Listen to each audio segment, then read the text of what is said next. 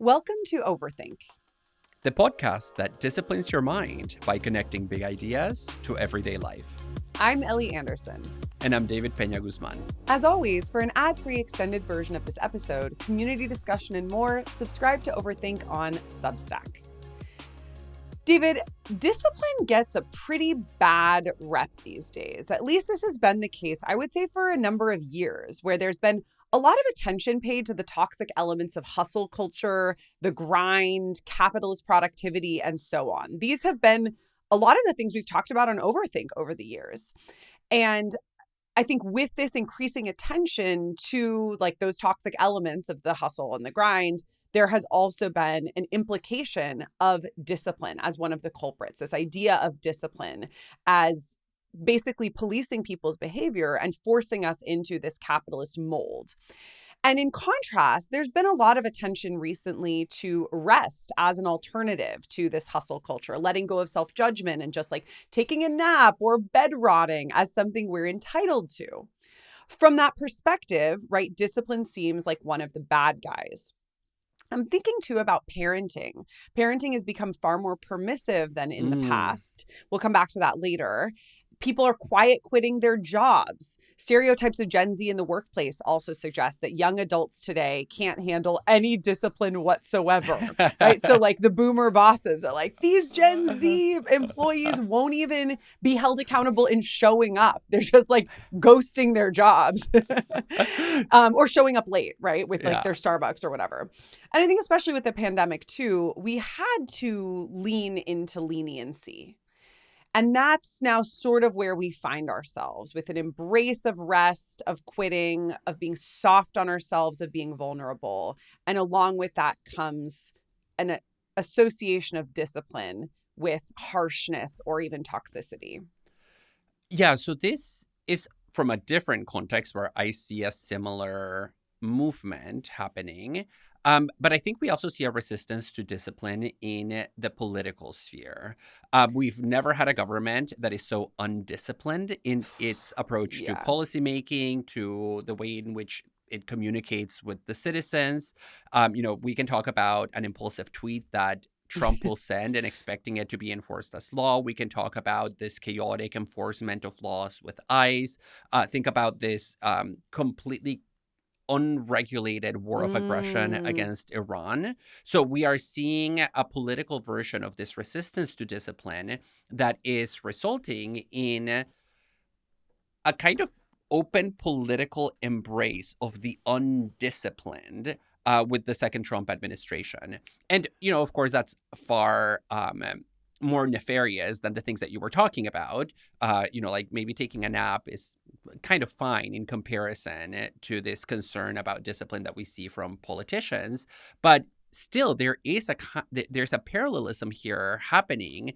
And I think it hinges on our suspicion against being disciplined by others, right? This idea that as an autonomous being, I should be able to determine what rules I follow. And in fact, I should be able to not follow any rules if I don't want to. And I think in general, my point here is that the knee-jerk reaction that we sometimes have against discipline, whether it's in our private lives or in our political lives, it presupposes that discipline is always the culprit and always something that we need to be on the lookout for. This is really interesting. I think in your example of ICE, we see kind of this happening where it would be very easy for someone to say it is the ICE agents' disciplining of the population that is the problem here. But I think what you're saying actually, David, is something different and more nuanced, which is that no, it is the lack of discipline among ICE agents that is wreaking havoc on U.S. populations. And I think a point that would also further your claim is the fact that the populations that have been most successful in running ICE out of their communities have been the most disciplined in terms of their organizing. Yes. Yeah, no, I think that's right. And I want to clarify that my point is not, we should just give ICE agents a little bit more training and then I'll be okay with ICE as an institution, right? It's not so much about the lack of discipline in the way in which these agents are carrying out their tasks, but it's the lack of discipline that is intentionally being promoted by the very existence of ICE, right? That is turning Yeah. public space into this frenzied, kind of anarchic, brutal space where you feel like you're in the Wild West, where people are getting snatched off of the street without due process, and you know that their human rights are being violated. Yeah. But I do think this is part and parcel of the philosophy of the contemporary right, which is to create chaos through the deconstruction of order and administrative stability, which has been like the Steve Bannon basically Yeah. approach Yeah. to philosophy, right? That you infiltrate the government and you undiscipline it. Yeah. And so if we follow your line of thinking that the rejection of discipline that we see on the left has an analog on the right, I think we can say that the first rejection of discipline, the left's leaning into bed rotting, let's say, is a kind of giving up to passivity. Whereas the second rejection, the right's abandonment of principles and leaning into chaos, is a kind of recklessness. And those are like two very different ways of thinking about a rejection of discipline. Yeah, although I think they're both destructive in their own way. One is passively destructive in the sense that it sits back. The other one is much more actively destructive in that it plays into all kinds of fantasies of violence and revenge and chaos. But I agree with you that both of them are not constructive activity in the end. Yeah, of course. And I think, we're painting with pretty broad strokes here, but I think some of this speaks to why I wanted to do this episode. And I want to do this episode because I don't think discipline is necessarily one of the bad guys. And I had this thought actually recently, a few months back, when we were doing our episode on illness, and I was reading Javi Carrel's book, Illness, for that episode, because she says there that it's actually through self-discipline in the face of serious chronic illness that she's been able to carve out a good life for herself. And that really put pressure on my knee-jerk reaction against discipline, because I think it would also be easy to understand discipline as ableist if we're associating it with capitalist productivity and grind culture. And she's actually saying, no, discipline was essential for me in dealing with my disability, with my debilitating chronic illness. Self-discipline, on her view, is not at odds with self-care, but is actually a crucial expression of it. And so that got me thinking more about like, oh yeah, you know what? I actually do feel like discipline in my own life is a really important part of self-care as well. And part of like, even if you don't love the word self-care, like part of the good life. No, I agree. And I think we can all identify places in our lives or aspects of our lives that deepen our experience of whatever we're doing when we become disciplined, right? So for instance, I experienced graduate school as me becoming much more disciplined in my studies than I had ever been in my undergraduate program. And I reaped the benefits. I felt like I became a much better thinker, like I expanded my horizons, so on and so forth. And similarly, I feel like that in sports. I know that I am very disciplined. I don't miss my sports practice, and I like to see the benefits that come from that. And even though we can differentiate between different kinds of discipline, and we'll talk about that, it nonetheless gets us away from this reductionist and simplistic understanding of discipline as being controlled by others against my will. And I think now we're touching upon a central theme that we're going to thematize in this episode, which is the multivalence of the term discipline.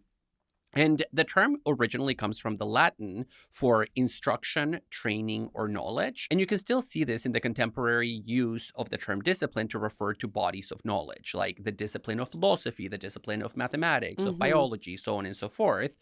But before this contemporary use in the Middle Ages, the term discipline was specifically associated with techniques of punishment. And I think it's that association of discipline with correction and punishment, rather than with instruction, training, and knowledge, that gives us the ick, right? When we think about the way in which we are disciplined subjects, or even consider the possibility of disciplining ourselves. And as we will see over the course of this episode, we can move between those meanings because discipline is not always about punishment. Today, we are talking about discipline.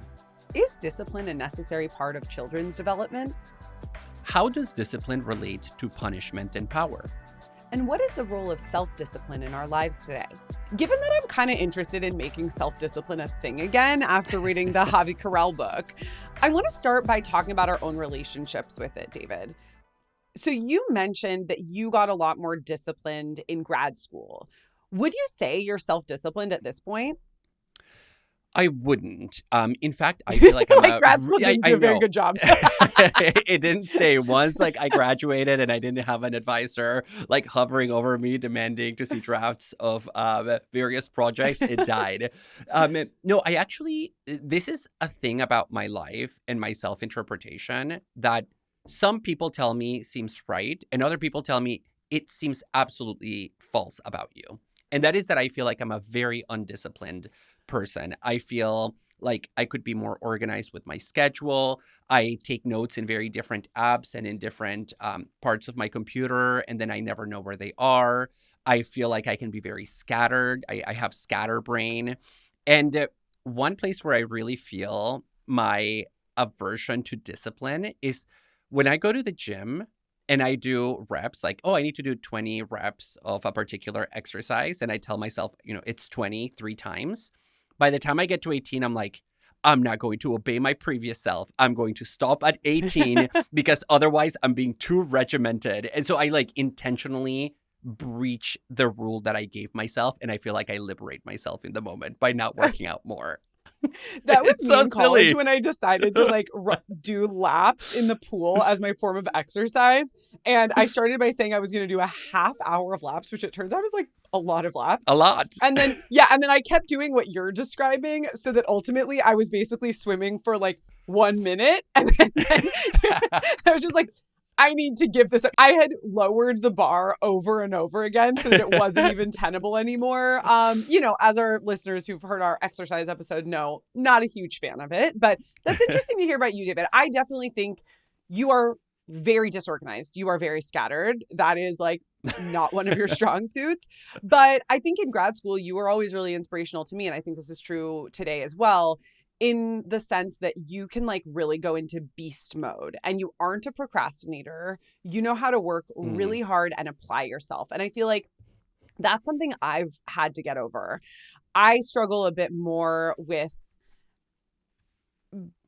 actually applying myself when I say I'm going to apply myself. And so I think now, well into my career as an academic, I've just basically figured out the sort of scaffolding of my life that best supports applying myself so that I don't have to kind of get into that cycle of oh my gosh, should I do this right now? Or should I, self-negotiation. Scamper off? Yeah. Should I rebel against it? And so, for instance, one thing I do is I just roll out of bed in the morning and I immediately start working before I have time for that questioning self to kick in. I think I've probably talked about this elsewhere. And so I would say I feel like I don't have a lot of reliable intrinsic motivation. I want to come back to that topic in a second, but I do know at this point really how to scaffold my life in such a way that I will be disciplined. I now imagine you, Ellie, at 7 a.m. The alarm goes off, you open your eyes, and the first thing you do is you just start typing on the computer that was already on your lap.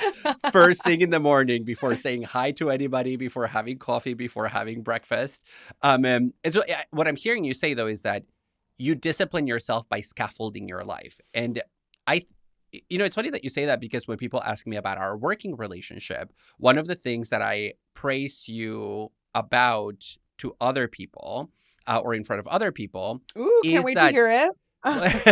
is that I actually really envy your ability to structure your time in such a way that it's conducive to applying yourself. Because you're right, I can go into beast mode kind of easily, but because I don't do that, I don't go into that mode as much as I sometimes would want to. I do think your life is more, scaffolding is the right term, actually. It's more scaffolded than mine, your professional life. I mean, in comparison to mine. No, I appreciate you saying that. I should clarify, I don't start working the moment I wake up. It's the moment I get out of bed. I spend 45 minutes in the morning scrolling on my phone, but with my phone inches from my face before I even put my contacts in or my glasses on. So that scaffold has a huge hole in it. No, I love that's part of the scaffolding. But I think for me, the rigorous approach that I take to scaffolding my life really emerged during the pandemic. And it also emerged in the context of a really significant romantic relationship with a writer who, unlike most writers, just does the thing. Like a lot of writers have a complex relationship with their own writing, and they're like, more often not writing and stressing out about not writing than they are actually writing. And like this boyfriend that I had just literally wrote every single day as much as he possibly could, and that had a really, really significant impact on me. Again, also maybe something I've talked about before, sorry if I'm just like repeating myself now, but I think also that kind of like inspiration showed me that there's a way to go about things that's not just about muscling your way through or about willpower. And I know if I get to the point at which I have to muscle my way into doing something, it is just not going to go well. And I can activate like hypervigilant sort of OCD tendencies in myself. I can end up becoming really rebellious. This actually happened to me during our comprehensive exams in grad school when we had to write, what was it, like 160 pages within the span of 2 weeks. That activated such intense procrastinating tendencies in me that were related to rumination that I was literally sitting at my house watching Arrested Development when I should have been writing my Nietzsche paper. Really? That's so funny. I still passed my comprehensive exams, but it was just not a good situation. It was not the right scaffolding. You see, because for me, that worked out really well. When I did my comprehensive exams, I was like, oh, it's time to go into beast mode. And so I would wake up at 6 a.m. and type until like 10 p.m. at night with like 1 hour break for lunch and 30-minute break for dinner. And I didn't even stress out all that much. And so that worked for me because of this ability to just like go in. But what I'm hearing you say also is that you have to create a little bit of distance between two versions of yourself, right? Like there is the self of you that has certain desires in the moment, and then maybe like your super ego self. And you create a distance between them, and you navigate that distance by introducing rules that give more power to the super ego, where it's like, look, I don't want to negotiate with myself. I am the kind of person that will just follow the rules that I've agreed to follow previously in order not to have to think about what I'm going to do on the spot. Like in the morning, in the afternoon, my schedule is set. And that allows you to like flourish and to carry out the projects that you want to do. I think that's fair. And I also think that an important part of that is that I'm able to follow those rules and kind of bypass my desire to do something else in the moment, because those are rules that I reflectively endorse.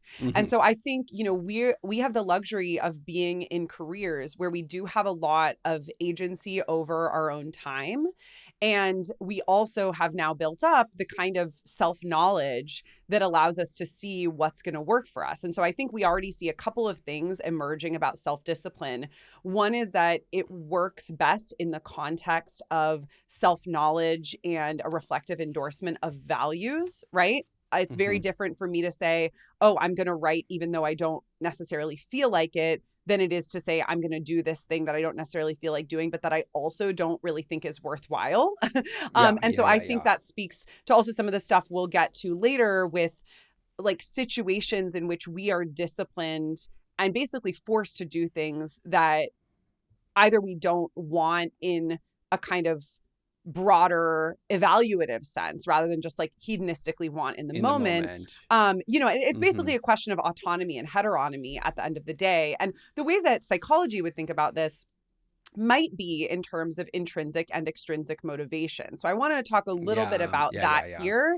And I'm curious how you think it relates to what we've been saying so far. So intrinsic motivation is the internal drive towards action that is based on personal fulfillment, enjoyment, interest, curiosity, and it's generally more powerful long-term than extrinsic motivation. So I think extrinsic, we often think of as like motivation that comes from the outside, the X versus the in, but it's a little bit more nuanced than that. The extrinsic motivation is a drive towards action that is based on external rewards and or benefits, or a drive towards action to avoid punishment. And that is actually generally more sustainable short term. But it turns out that extrinsic motivation isn't just your parents saying you must do your homework.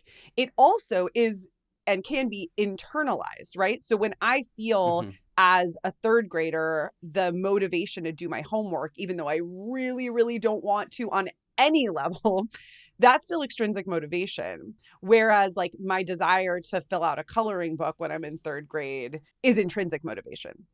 Hmm. Yeah. So the way I think about the distinction between intrinsic and extrinsic is that extrinsic motivation is about rewards and punishments, right? You do things because you will get something else that is good or because you want to avoid a negative consequence. So we do our homework when we're kids because we don't want to upset our parents. We don't want to get a bad note in school. Intrinsic motivation, on the other hand, is when you derive so much joy and pleasure from an activity that you're willing to spend a lot of energy. Actually, it can be metabolically costly, and you're willing to perform at a lot of labor in order to continue doing that thing, right? So like key examples of intrinsic motivation are things like play. Children play for the sake of play, not because they want to get a good note or because they don't want to upset their parents. And so when we make decisions about how to organize our time, we constantly have to navigate this distinction between what are the things that I enjoy for their own sake versus things that I enjoy for the sake of some third term, whether positive or negative.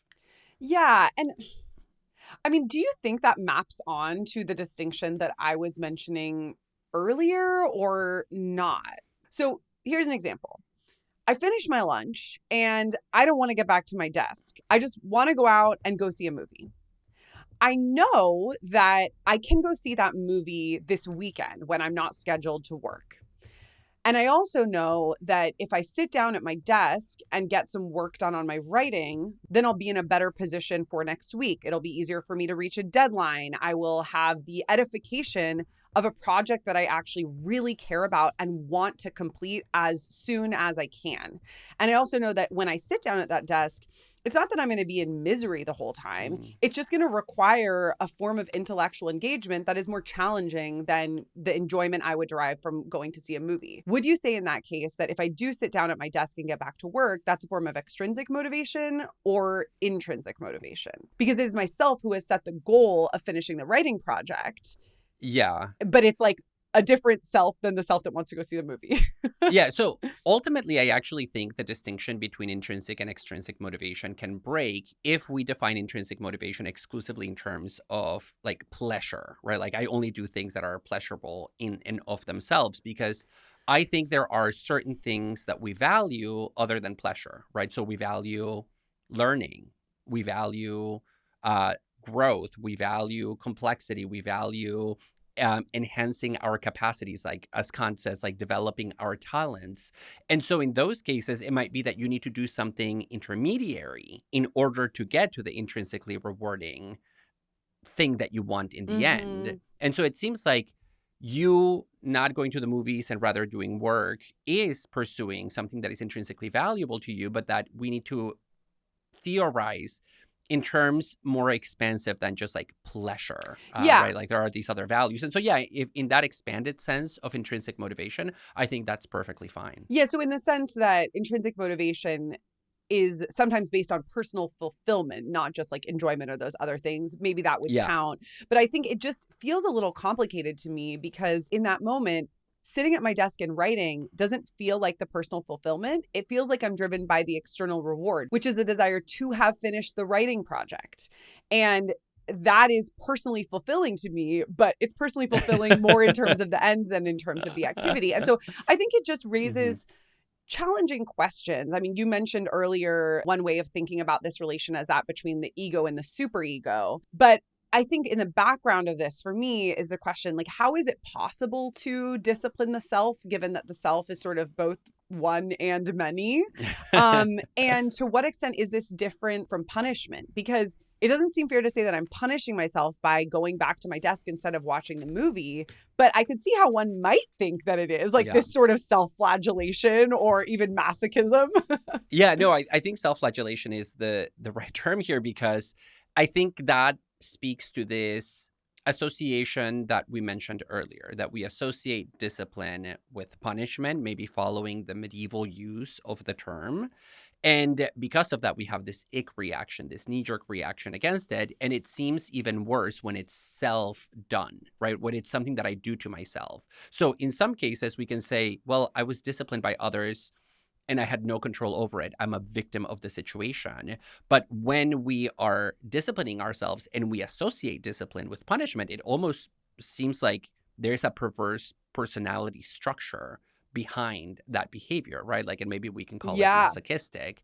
And I think we need to resist that conclusion, because there are models of self-discipline that need not be rooted in that castigation of the flesh or that punishment of the self or that shame of the ego before the superego. And one place where we can start thinking about this is Foucault's writings about antiquity, where he writes about the notion of self-discipline and how subjects throughout history have carried out different projects that require very serious training and commitment and strenuous forms of self-exertion in order to discipline their minds and bodies. But Foucault says we would make a mistake if we think that this is just like the self hating on itself. And this comes out especially in Foucault's History of Sexuality. We recently did a closer look episode devoted to volume 1 of the History of Sexuality. But in volumes 2, 3, and 4 of that history, Foucault turns to the ancients, to the Greeks, the Romans, and then the Christians, to talk about the ways in which they all were committed to practices of self-discipline for self-enriching purposes. So he talks about the high value that all these cultures placed on things like dieting, right? Which is it can be a very rigid form of self-discipline. Abstention from sex. Techniques of forced memorization, like students or pupils memorizing information just like through rote repetition for the sake of expanding their minds. He talks about writing exercises, physical training. Think about the culture of the gymnasium in ancient Athens. And also other practices like what we today would call journaling, right? Like waking up and writing your diary, not because you want to, but because it's a rule that you give yourself for some other goal. And all these practices that he finds scattered throughout antiquity, he uses the Greek term ascesis to refer to them. And an ascesis for the Greeks was basically an exercise or a mode of training that would allow the self to give form to their subjectivity through the application of a certain kind of force, right? Like I do these things and I force myself to do them because I want to curate a certain subjectivity. And so the idea here is that we all are always forming the subjects that we are through these self-directed forms of discipline that, yes, they include force, they include training, but it's very different than that maybe high medieval notion of like discipline as punishment and the self getting crushed under it. In fact, this is a creative form of self-discipline where the self is not crushed, the self is created. Do you think in this case that what Foucault is describing should be considered a form of intrinsic motivation, but that may sometimes appear to be extrinsic motivation because it is pertaining to that force that you're talking about? Or B, actually a breakdown of the distinction between intrinsic and extrinsic motivation that should leave us with questions for psychology about the validity of that distinction to begin with? Yeah, I think the latter. I think the kind of subject that I want to become through the molding of my mind and body and spirit is inseparable from the kind of subject that my society deems respectable and something worth yearning for. And so the intrinsic versus extrinsic does break down a little bit, although I would add that maybe we want to retain the notion of intrinsic motivation, even as I just said that it breaks down, because one important observation from Foucault about a lot of these practices is that sometimes we come to desire them and to take pleasure in them, even as the distinction between pain and pleasure, which is so important for thinking about motivation, breaks down, right? Sometimes we take pleasure in like very difficult, painful physical exercise. Sometimes we take a certain kind of pleasure in intense forms of dieting, or there can be a certain kind of pleasure from abstention from sex. And so things that my point here is that two different categories actually break down, or two different distinctions. Intrinsic versus extrinsic breaks down, but also the polarity of pain and pleasure gets muddled because we come to desire and enjoy as pleasurable things that maybe in another context we would have very good reason to describe as painful. Yeah, although I think we need to keep in mind that even if we're just talking about intrinsic motivation, pleasure is not the only driving factor. It may also Yeah, be personal fulfillment or something else, right? correct. But I think maybe then the point there would be that our personal fulfillment is not separable, existing, in a different domain, or in a more interior level than what Mhm. society wants for us. Throughout history, children have been disciplined both at home and at school through brute violence. I recently finished reading this book, Ellie, that is about the history of books and the history of education, where the author talks about this old Egyptian text that says, the ear of a student is on their back. They only hear when beaten. Oh my God. Yeah. And so, I mean, Oh, basically, this is, wow. They yeah, were not playing around. no, it was rough. And it has to do with the fact that students learning to read and write hieroglyphics could be punished very severely for disobeying their teachers. And the logic, at least in ancient Egypt specifically, is that it's so hard to learn all the hieroglyphics. Okay, And yeah, it seems so. and when you actually learn them, you become a highly ranked scribe. They only wanted the absolute best, most disciplined minds to be able to get all the way to the end. And so there was this logic of punishment rooted in the fact that people's ears are on their backs. And you see this kind of logic in other cultures. It's also there in ancient Greece. The historian Herodotus talks about teachers using an instrument for disciplining their students that was made out of an oxtail, and they would use it to whip students in the classroom. So it's just like hazing. It's like if you can take this corporal punishment, your mind will get whipped into shape as well. Yeah, and this kind of brutality was normal in part because children were considered property. They're the property of the father, much like wives were legally considered property of their husbands. There's, a long and complex history of how children were treated in different times and places. Someday we'll do our childhood episode we've been thinking about doing for some time. Yeah. But I think, not to overly simplify far too much, but I think in the system of patriarchy, fathers and by extension teachers could treat children in any way they deemed fit. Being whipped with an oxtail sounds especially rough. Yeah, and I think it's very easy for us to imagine that this corporal punishment logic is a thing of the past, but it's very much a part of our culture's understanding of what it means to receive an education. In Spanish, in fact, there is an idiom that's very, very popular that you say to kids when they complain about how difficult it is to go to school and to like obey and all of that. And the saying is in Spanish, la letra con sangre entra. And so it rhymes, but it translates to the letter goes in with blood. Oof. Okay, Yeah. Kafka. Like very visceral image, right, of like becoming literate through the body being ripped open. And so you see that not only in these idioms, for example, but also in the fact that corporal punishment is still allowed in many places and has been for centuries, right? And it's only in the second half of the 19th century, with the rise of the children's rights movement in Europe and North America, that things begin to change and we start moving away from this idea that children are either the property of their parents or an extension of like the political body of the father. And one of the first laws that protected children from extreme brutal violence was the law of reasonable force. And this law resulted from a case in Canada in 1860 when this young boy's father basically granted permission to the teacher to forcefully beat the child if the child misbehaved. Mm-hmm. And then one day the teacher took the kid outside and beat him to death with a stick. And Oh my gosh. like ending in the child's death. And that situation resulted in a new law that made physical punishment not illegal, but legal and justified if it was within reason.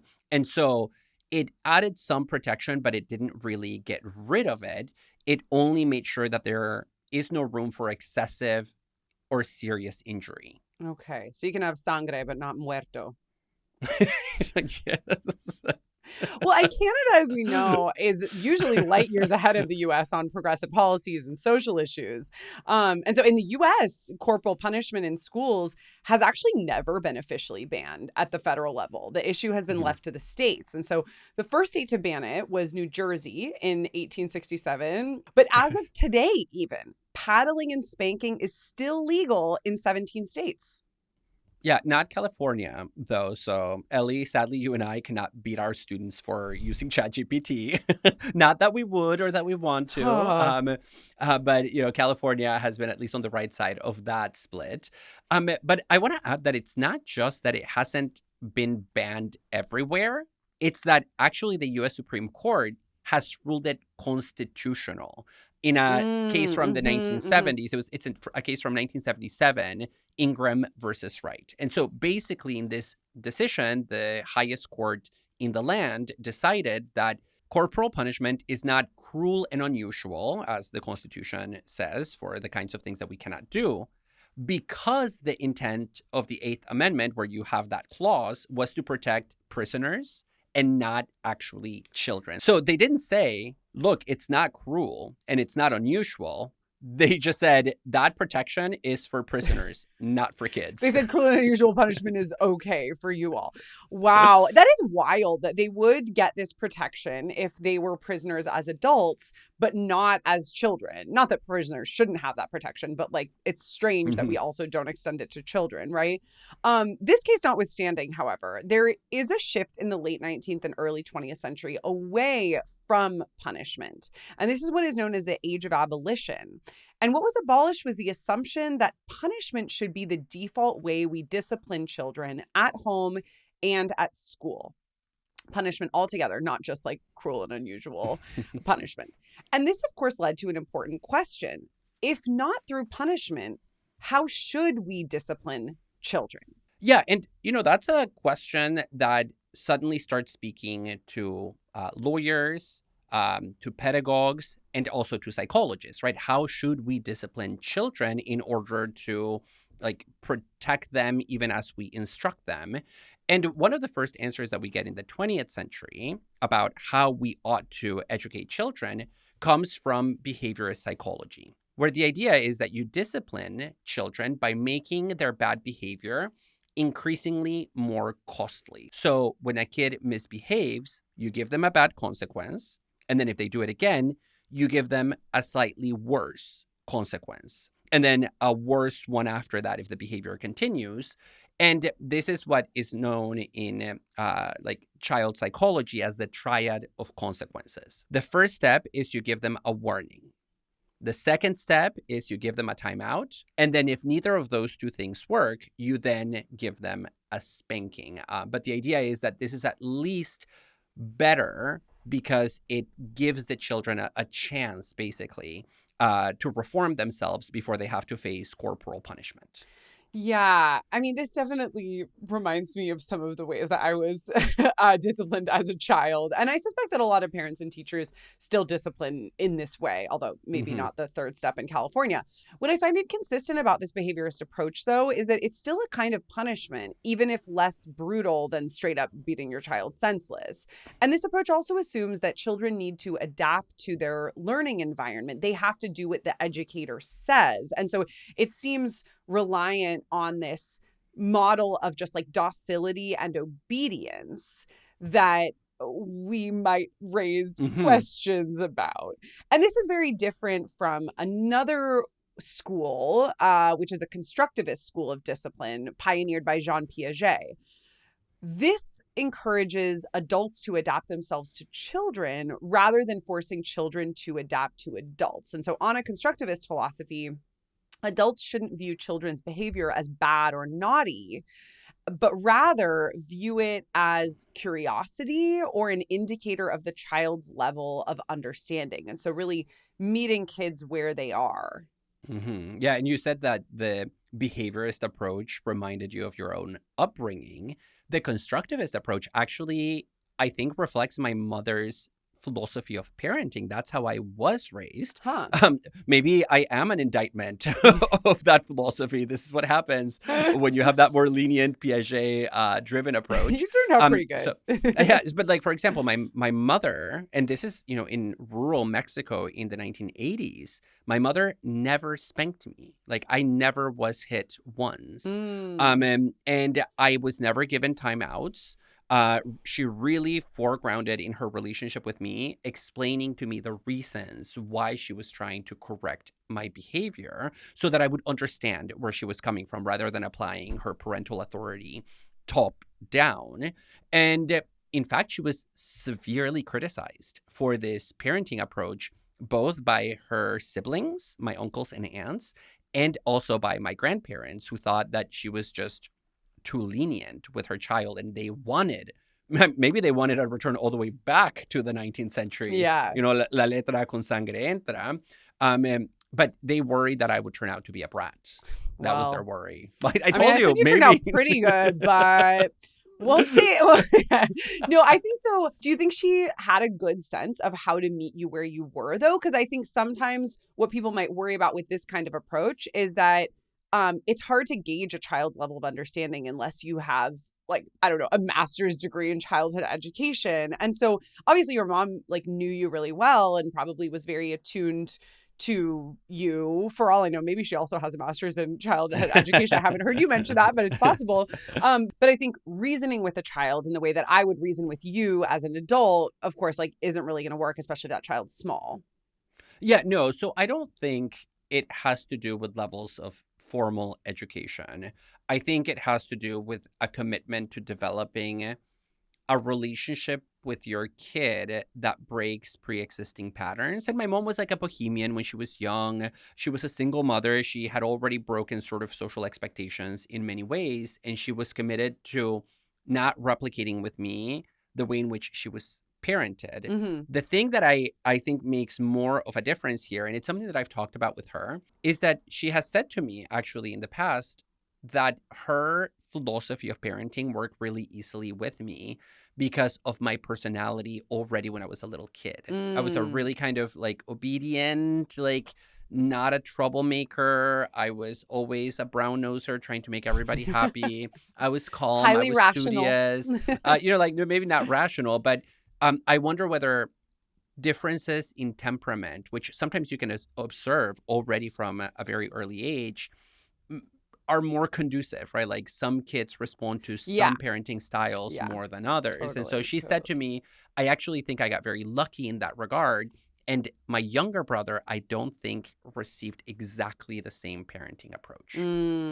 So where you were obedient and a good child, you're saying maybe your brother differed a little bit. I should clarify too on the rationality point. I think kids from a very young age exhibit what we would call in a capacious sense rationality. I'm very influenced by Alison Gopnik's incredible book, The Philosophical Baby, on this. Even a kid hitting a block on a wood surface versus a carpet is already exhibiting reason. So I think about it in a very broad sense. So I don't want to say that you can't reason with a kid. Just want to say you can't reason with them in the way that you would reason with an adult. And when it comes to the constructivist school, one of their core principles was that discipline respects the child's dignity. And so any disciplinary action you undertake should involve a respect for their dignity. And it should also foster the child's participation. And so rather than being a sort of top-down, you need to do this because I said so kind of approach, you engage the child. And it sounds like that's what's happening with your mom. Like there was a kind of collaboration that was going on. And that I wonder whether might foster intrinsic motivation better than, say, the behaviorist school, which is really going to teach a reward and punishment-based discipline. Our biggest philosophy nerd listeners might be surprised that there's one text we haven't talked about yet in the episode, but don't worry, we're doing it now. This is Michel Foucault's Discipline and Punish. David, you mentioned some of Foucault's other work earlier, but the most famous text in the entire history of philosophy on the topic of discipline is definitely the text Discipline and Punish, which in French is surveiller et punir, so it actually doesn't have the word discipline in the title, but the reason that it's translated as Discipline and Punish in English is because discipline is a key component of it. Now, we have talked about this text in a few different episodes, perhaps most notably in our surveillance episode, but we would be remiss not to talk about it here because I think the intertwinement of discipline and punishment that we tend to have, just in our sort of common sense understandings of discipline really emerge in compelling, philosophically nuanced fashions in Foucault's genealogy. In this text, Foucault describes a trajectory from a historical pattern of punishment that is associated with vengeance and retribution towards discipline, associated more with the modern criminal justice system in which deterrence is aimed for. And so while previously the sovereign had the right to decide who lived or died, once what he calls disciplinary power comes onto the scene, the question is actually rather about managing life and exerting a positive influence on life. And so it seems at first, once disciplinary power emerges historically, that this is a kind of more humane form of treating people. Mm-hmm. The criminal justice system that's aimed at deterrence was seen as more lenient than a system of torture, corporal punishment, and retribution. Instead of a public execution, we have a prison that aims at rehabilitation. But Foucault encourages questioning this idea that disciplinary power is so humane. And he provides an account that suggests that disciplinary power is at least in part about adopting a form of self-surveillance in which one might constantly be viewed by the authority figure and therefore comes to have what we called earlier, maybe even like a masochistic relationship to the self. And so by moving the site of authority from a sort of top-down sovereign to a more distributed form of power that includes, very importantly, mechanisms of internalized self-surveillance, Foucault is drawing a more complex picture of the relationship between this previous system of torture and the modern system of criminal justice. So you've given us a really good summary here of sovereign power versus disciplinary power. I'll just add that this is a switch that happens for Foucault in the 1700s. It's an 18th century phenomenon, really. And the transition can be summarized in terms of the difference between a power that used to be, as Foucault says, majestic, like it would make these massive displays of its ability to destroy the body, to a new form of power that operates through the correct training of behavior, right? Through getting people to change the way their body reacts and what their habits are and their mode of operation. And Foucault says, although this looks like it's more humane to be put in a prison than to be tortured, the rationale is not humane at all, because the transition from sovereign power to disciplinary power was not so that we could punish less. It was so that we could punish more people for longer periods of time, reaching into every aspect of their existence. And so, in a sense, disciplinary power, yes, it's less brutal, but it's more insidious, and it's also harder to spot. And I really like one metaphor that Foucault uses to talk about this transition. He uses the metaphor of stones. He says you can use stones to build like walls, and those walls can serve a function of sovereign power or of disciplinary power. And this is where he gives us two images of the kind of institution that you can build with stones. You can build a fortress, like around a castle. And what's the reason for building a fortress?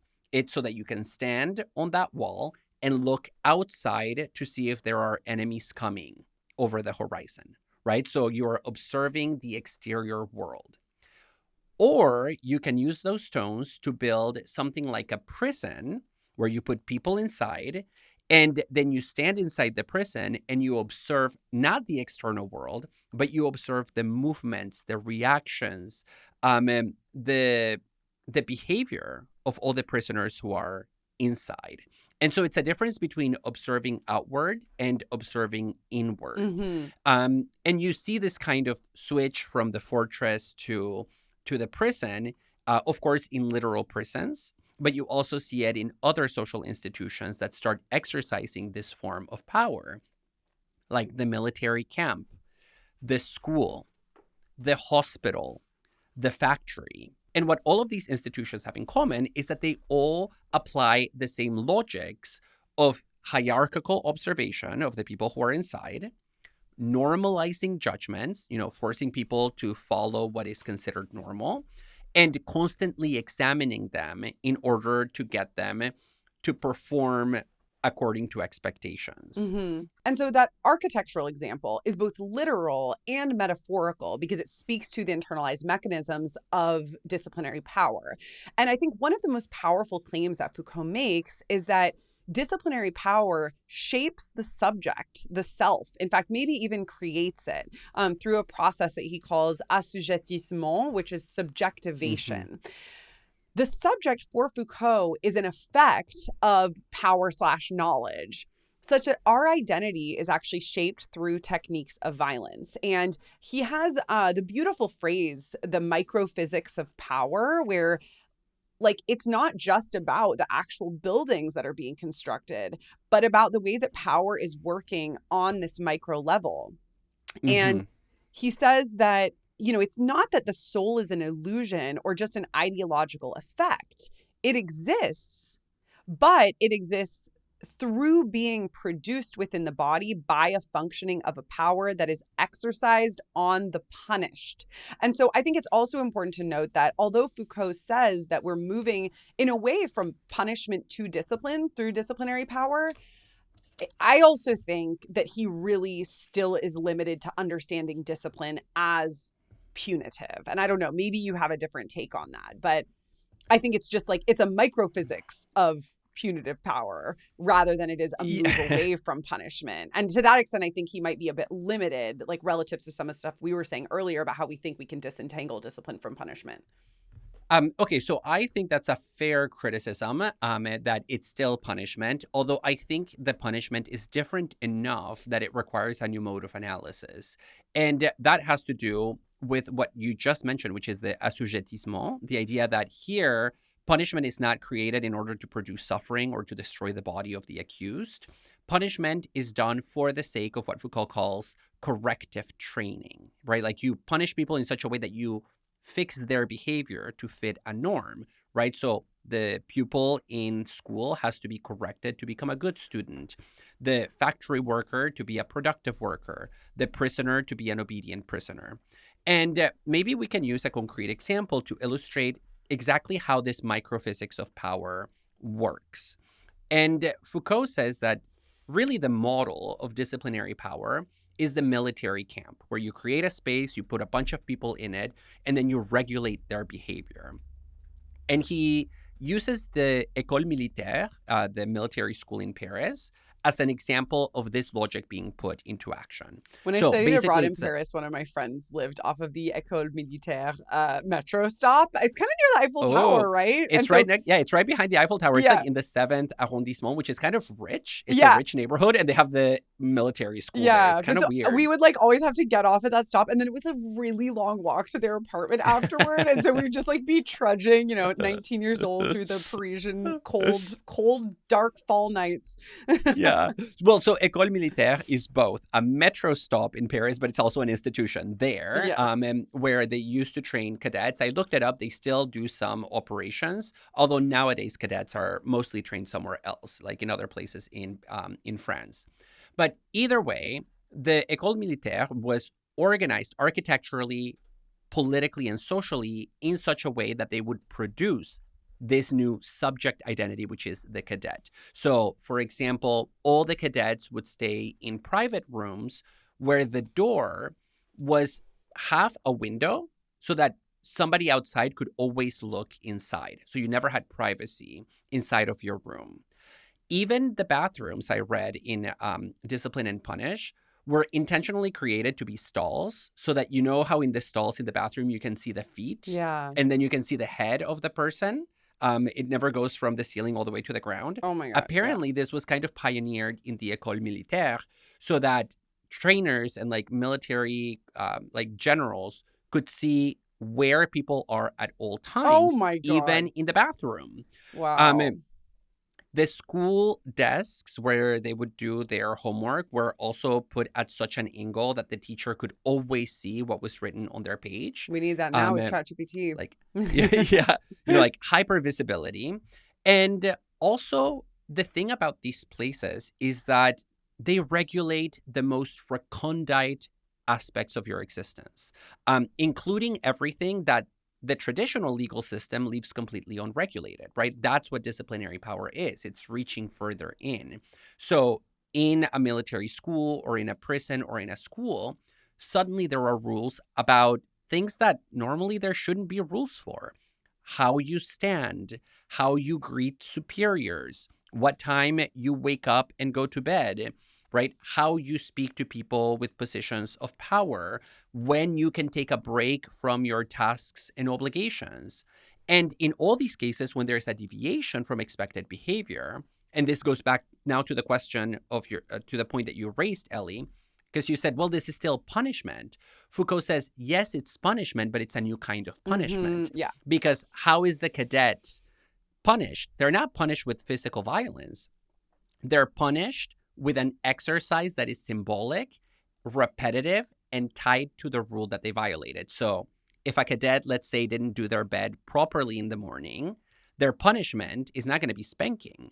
Their punishment is going to be, you have to do everybody's bed in the morning for 2 weeks, right? It reminds me of that scene in the opening sequence of The Simpsons, where Bart Simpson has to write like the same sentence over and over again on the board. That is the art of corrective training in education. And Foucault points out that once you enter into this space, everything about you becomes disciplined by the space itself and its logic of power, the microphysics of power. Everything from your health to your morality to your knowledge, all the way to your political beliefs. And this is precisely why the story can't be as simple as, oh, wow, we've become so much more humane over the course of human history, because starting in the 1700s, we started to rely less on public executions and more on these penitentiary systems. Because I think it's not at all clear that this second form is less damaging, punitive, whatever we might say. I mean, for one, it's kind of building subjects from the ground up. I will say, story for another time, but I really disagree with Foucault on that one, as anyone who knows my work on subjectivity might know. I think there's a bit of an overstatement there, but there's no doubt that this punitive system is shaping our sense of self, our sense of relation to the world. Like that, I definitely agree with. And I also think the kind of distributed nature of this, the fact that you could be punishing yourself internally at any time, in addition to being potentially punished by another person at any time who's watching you, is very different from the more extreme forms of punishment that we get with the system of torture, but where there was a clearer demarcation between when you were being punished and when you were just like kind of able to have your own private space and do your own thing. Yeah, no, I think that's right. And for further discussion, bringing this into connection with present-day gender norms, catch us in the Substack bonus segment where we're going to be discussing the philosopher Sandra Bartky's work on Foucault.